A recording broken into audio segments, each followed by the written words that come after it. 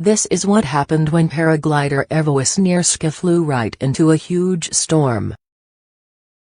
Tossed like a doll, the helpless paraglider was sucked up thousands of into the freezing cold stratosphere. Darkness, lightning, blinding hail, and winds with incredibly high velocity were all around her. Her body started to freeze as she rapidly ran out of oxygen. But what followed was just jaw-dropping. Caught in a raging storm, the 35-year-old paraglider was sucked up to a height of 30,000 feet higher than Mount Everest. She miraculously endured lightning, tennis ball-sized hail, temperatures as low as -50 degrees, and oxygen deprivation. She came down to earth covered in ice and gasping for air, but alive. Doctors feared her brain damage, but apart from frostbiting and bruising, she was given a clean bill of health. In fact, during her ordeal into a span of the paraglider, the German adventurer was taken so high that she passed out for nearly 40 minutes. Ewa Wisnierska, a German paragliding champion, was standing atop Mount Bora in New South Wales, Australia, with 200 other paragliders.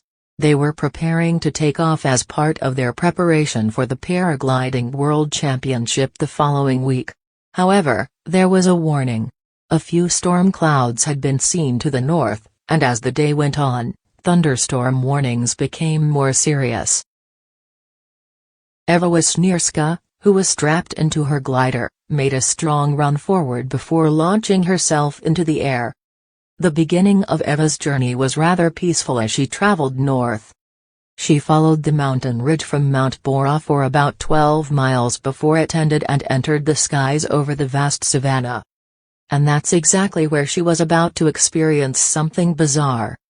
As Ewa Wisnierska's GPS and tracking log ticked, tracking her progress, two thunderstorm clouds appeared in front of her, one larger than the other. The weather suddenly altered in a matter of seconds. The larger cloud immediately swallowed up the smaller one, uniting them into a massive cumulonimbus cloud that was looming over the plains. It was now a massive storm system, 12 miles across. In an effort to maneuver around it and away from the updraft, Ewa was flying directly into its fury. But while Ewa's Austrian buddy raced to avoid the storm, he saw her disappear. Ewa Wisnierska was strapped into her paraglider inside the cumulonimbus cloud and rocketing skyward. She was being lifted by the storm at a speed of 60 feet per second, and she had no ability whatsoever to escape the wind tunnel. Ewa could hear huge claps of thunder coming from all around her, and she knew she was rushing into the storm's eye at its terrible center. She clutched the straps of her glider and begged to be thrown out of the cloud, but her vision had grown severely blurred. It grew icy cold as Ewa Wisnierska continued to be swallowed up by the storm in its vengeful cloak of night. She started shaking uncontrollably as she was rising in altitude at an astonishing rate. The glider was rising, and there was nothing she could do to stop it. Brutal orange-sized hail balls filled her harness and weighed her down as they pummeled her from all sides. Thousands of feet in the sky, Ewa Wisnierska blacked out. She floated, unconscious in her harness, passed out from lack of oxygen. By this point, the storm system had brought her all the way to the top of the cumulonimbus cloud, and there she drifted, suspended in the heavens. At her altitude, the temperature was 50 degrees below zero. Her face, her gloves, the wings of her glider, everything, became covered in ice. Peacefully, aimlessly gliding, high above the wrath of the storm, she lingered there for at least 40 minutes, unaware of how much time had passed. Then, something snapped. Due to the weight of the ice that had built up on Ewa's paraglider's wing, it gave way. In a terrifying free fall, Ewa started to descend from the sky. It appeared as though someone had just turned on gravity. She was falling while still being unconscious. In contrast to the ascent, Ewa's paraglider descended at a speed of 90 feet per second, directly into the eye of the storm. She was helpless to save herself.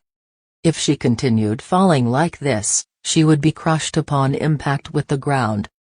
Her glider unaccountably and independently opened up, and the wings straightened out again. She slowly began to regain consciousness and looked around her and noticed that she was still caught in the snares of the thunderstorm. Her mind started to reanimate, but she could barely move her joints. Ewa Wisnierska was no longer falling or being sucked upward as she was now gliding once more. She needed to quickly land so that she could finally escape the storm's hold. Ewa's thoughts were racing.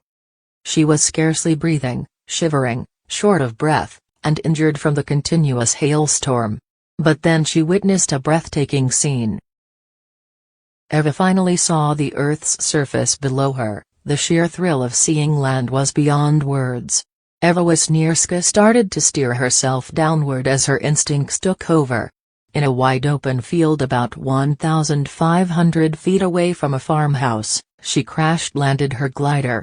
But she was far from being in the clear. She was trying to warm up her body, and the sun was far from enough to help her.